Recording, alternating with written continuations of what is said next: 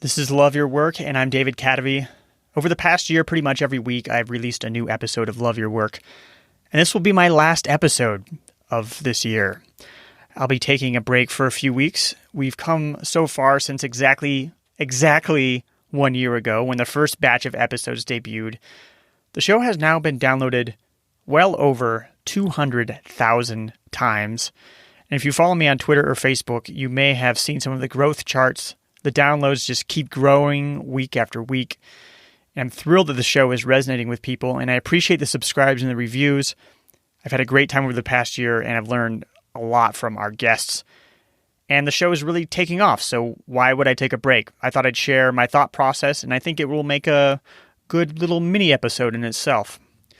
First, slow work, which is my own little term that I'm making up, is really important to the way that I do work. I like to put a lot of space and time into my process of making this show. So for example, with the interviews, most of them are just an hour long, but it really takes me about 10 hours to prepare for each interview.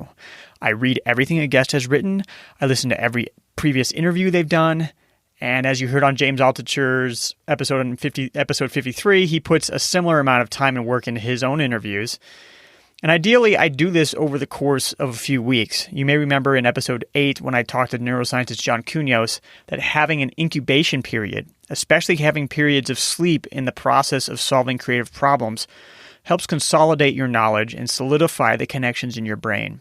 So I let it all marinate, and eventually I have a vision for the whole arc of the show and what questions might have a good chance of shaping the conversation that way, and I come to each interview as prepared as I can possibly be. And once the interview is over, then I'm still not done. There's still more slow work to be done. I usually listen to an interview 3 or 4 times after recording. I'm looking for the lesson of the conversation, and I'm looking for the gold in the conversation. And this helps me write the intro, and it helps me write the Medium posts that then become the other lessons on this show. And it also helps me improve as an interviewer. I'm usually cringing the second or third time as I listen to an interview, and I notice a part where I missed a chance to ask a really great follow-up question, or I interrupt a guest when they're about to say something really interesting, and it gives me a chance to keep improving. Now, does this mean that I'm a fantastic podcast host from all that practice? No, far from it. I've only been at this for a year, and I can't expect to be great really quickly, but it's all part of deliberate practice. Pieces of the process have gotten quicker and easier over time, but I expect it to be a while before I'm much better at a lot of the other parts. So there's a lot of slow work that goes into this show, and taking this time off is part of that slow work process. So this is something that you might want to try yourself. Where can you add space and time into your process? And where can you do that in a way that will actually improve the quality of your output? If everybody else is concerned with doing things as fast as possible, you can actually get an edge by going slower. Now, the next reason that I'm taking a break, good work happens in cycles. And you've heard me talk about working with the cycles of your productivity. If you know what time of day you're most creative, then you should take advantage of it. If there's a particular day in your week where you have the most energy for creative work, then you shouldn't schedule meetings on those days, for example. So this kind of thinking works on a daily basis, and it works on a weekly basis, but it also works on a seasonal basis. And this time of year is an especially good opportunity to take time off for a few reasons.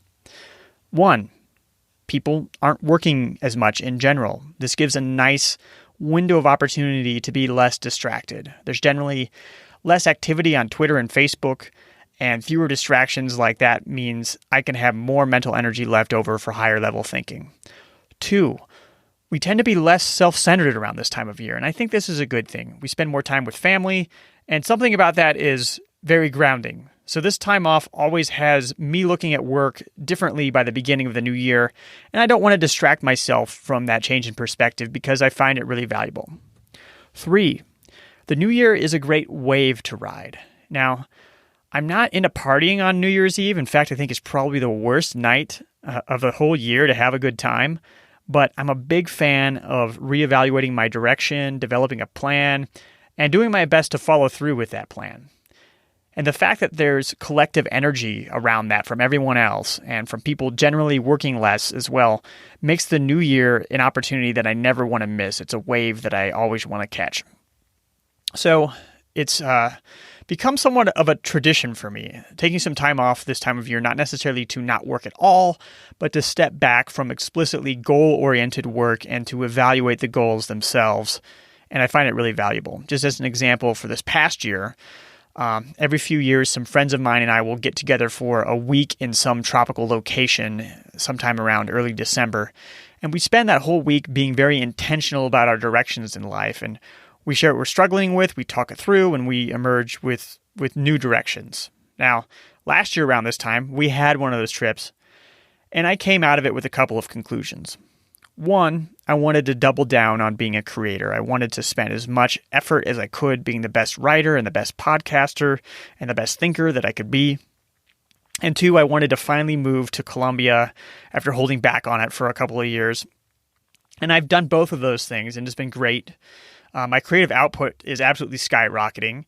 Things are happening with the podcast and with my writing, and I couldn't be happier living in Colombia.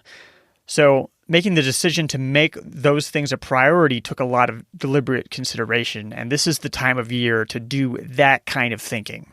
Now, I don't expect the changes to be as tectonic this year as they were this last year. I generally feel like I'm going in the right direction, but I do want to take some time to digest everything we've accomplished with this show over the last year and reevaluate things. So we've had some amazing guests. We've had Jason Fried, Laura Roeder, Ryan Holiday, James Altucher, Dan Ariely, Steve Case, Dr. Terry Walls, and a bunch more. And I want to reevaluate the messages that are mixed into those conversations, because there's the messages that I originally wanted to uncover when I first had the conversations, and then there's what actually happened in those conversations. And there's all sorts of little details in there that I want to review and make sure that I'm not missing. So I've already started re-listening to all of the interviews, and in some ways it's a lot like hearing them for the first time, because I've learned so much over the past year that when I hear some of those early conversations, like Jason Fried on episode 1 or Saya Hillman on episode 4, I'm starting to catch all these little details and themes that I didn't catch the first time around. So I'm going to be digging into those details and themes, and I'll be thinking about the direction of the show, and I'll be back soon with a new perspective. If you miss me, I'll still be on Twitter at @Cadavy. I've got a Facebook page at cadavy.net/Facebook, and I'll still be writing on Medium a lot at cadavy.net/Medium. And of course, if you haven't heard every episode of Love Your Work yet, there's a whole year's worth waiting for you. Now, if you have heard every episode, first of all, thank you, but I strongly encourage re-listening. I think that you might be surprised what you missed the first time around. I'm a big fan of repetition.